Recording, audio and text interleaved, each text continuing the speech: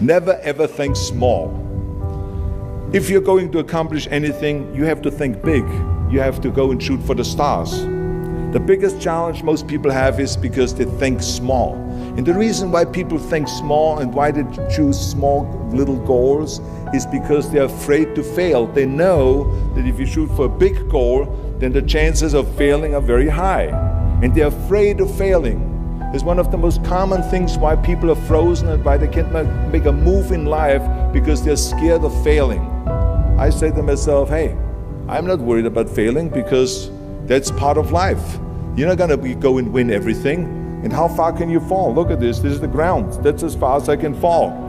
And you know something?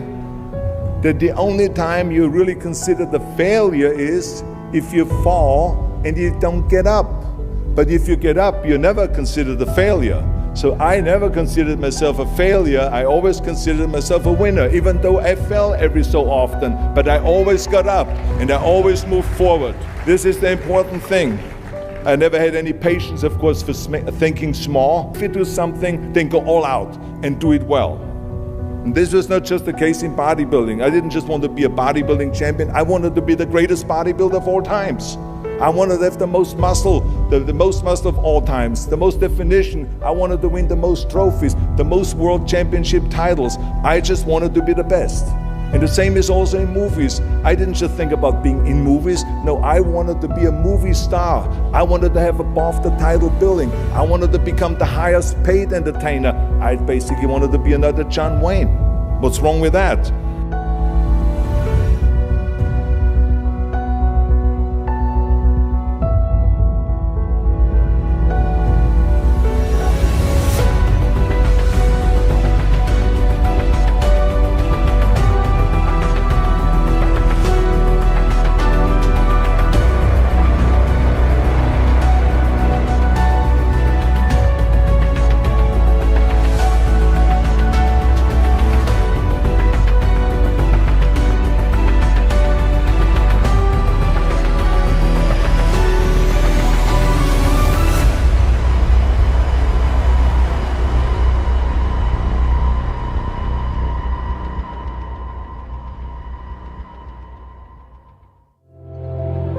Wherever I go, people ask me all the time, what is the secret to success?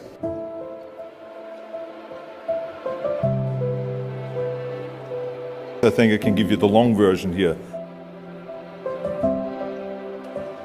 And the long version is that I actually always had 5 rules.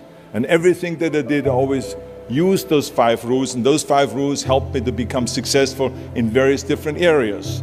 And I believe that those rules can be applied to almost anyone and everyone. You don't need to be a bodybuilding champion, you don't need to want to be a governor of California or to be an action hero or anything like that. If you want to excel in whatever you do, those rules are for you. It's that simple.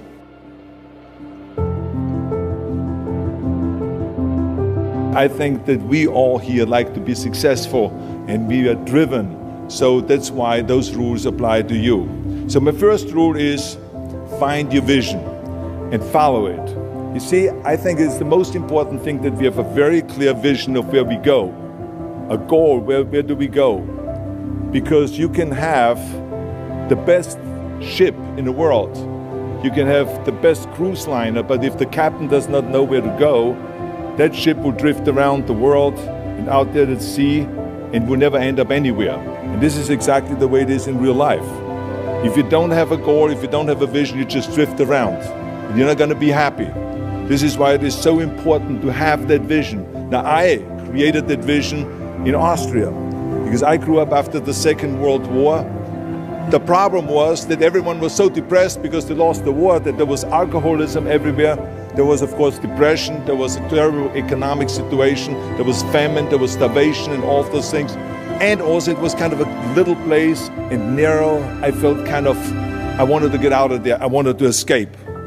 And I couldn't see myself really to work there and to stay there, to work in a factory or to work on a farm, or to even to follow my father's footsteps and to become a police officer. I couldn't see that either. As a matter of fact, that's what my parents wanted me to do. But that's not what I saw. This was the vision of my parents, but not mine. And luckily, one day in school, I watched a documentary about America. And I found myself, I knew exactly that is where I wanted to end up. I wanted to be in America.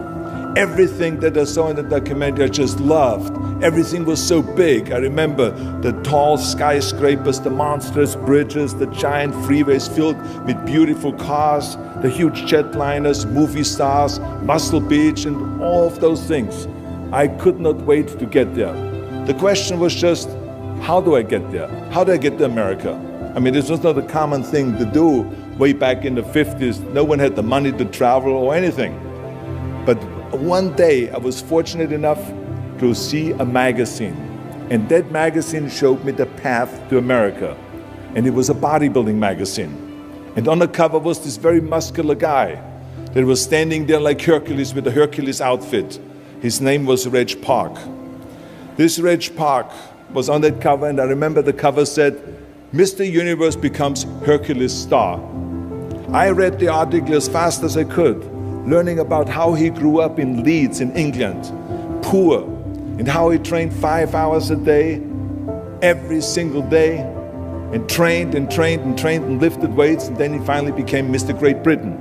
And then he became Mr. Universe. And then he won a second Mr. Universe title and a third Mr. Universe title, and then all of a sudden he landed in Rome in Cinecittà doing Hercules movies. And there he made millions of dollars, and this money he took and bought himself a gymnasium chain in South Africa, and he became a successful gymnasium owner. And as I read, I became more and more certain about my own future. As I read this story, I was so excited, so interested. I knew exactly that I wanted to become another Reg Park. I know he laid out the blueprint for my life, basically.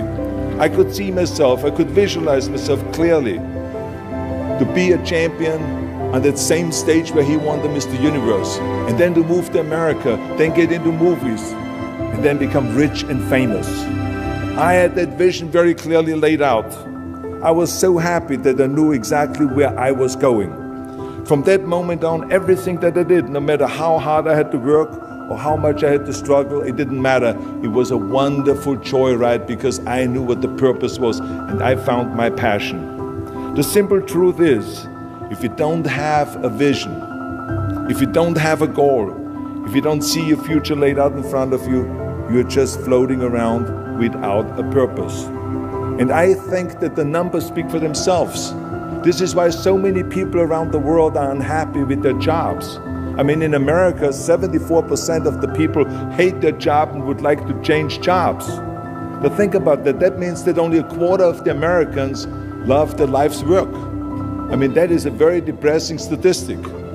I always smiled when I worked, no matter how hard I worked. I always had a great time, no matter what I did. It didn't matter if it was in bodybuilding, or if it was in the movies, or if it was as governor. I remember in the pumping iron days, people ask me in the gym all the time, why are you smiling all the time? Why are you so happy? You have to lift 50 tons of weights.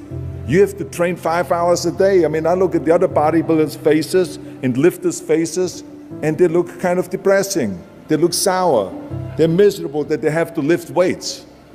You don't look miserable, you look happy. And I tell them always, I say, I smile because I know exactly that every rep that I do, that every set that I do, every weight that I lift, I get one step closer to turning that vision of mine into reality and becoming that Mr. Universe. I could not wait to lift another 500 pounds in the squats. I could not wait to do another 1,000 sit-ups. I could not wait to do bench press and more curls until I couldn't move my arms anymore. Because I knew that every rep got me closer to standing on that stage as a champion. As a matter of fact, when I lifted weights, I didn't really feel like I was lifting weights. I felt like I was lifting a trophy over my head each time I lifted. And to have all those bodybuilders around me and thousands of people screaming. And I tell you that this vision didn't just help me in bodybuilding, it helped me with everything, like I said. I remember in the movie business, there was many times stunts that I had to do where I got hurt, where I was in pain, in agony, and had to do it over and over again.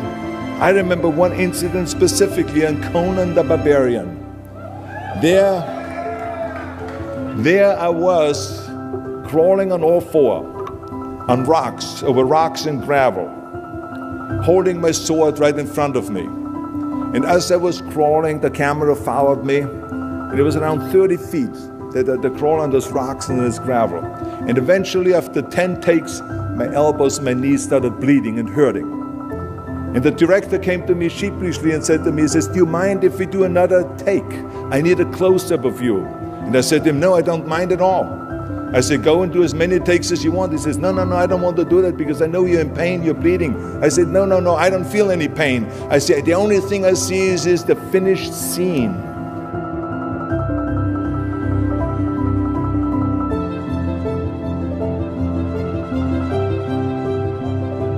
This is why I did not feel that pain. I did not care if I was bleeding on my knees because I know that pain is temporary, but the film is permanent.